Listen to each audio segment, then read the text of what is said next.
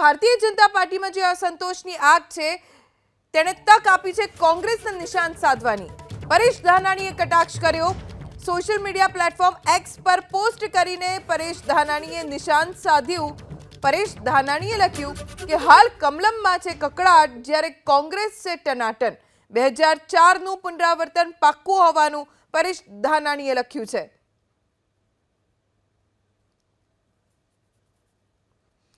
ભારતીય જનતા પાર્ટીમાં અસંતોષને લઈને પરેશ ધાનાણીએ સોશિયલ મીડિયા પ્લેટફોર્મ એક્સ ઉપર આ ટ્વીટ કર્યું છે, જેમાં લોકસભા 2024ને ટાંકીને તેમણે લખ્યું છે કે હાલ કમલમમાં કકળાટ, જ્યારે કોંગ્રેસ ટનાટન છે। 2004નું પુનરાવર્તન પાક્કું છે।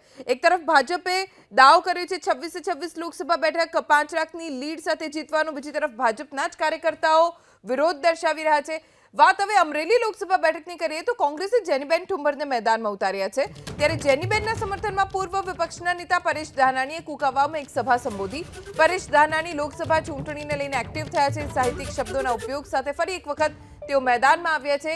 તેમણે કહ્યું કે દીકરીએ પિયરમાં ખોળો પાથર્યો છે, ત્યારે દીકરીએ લોટકું મામેરું માગવું ન પડે। આખા જિલ્લાએ સાગમટે લોટકું મામેરું ભરવા અપીલ કરી।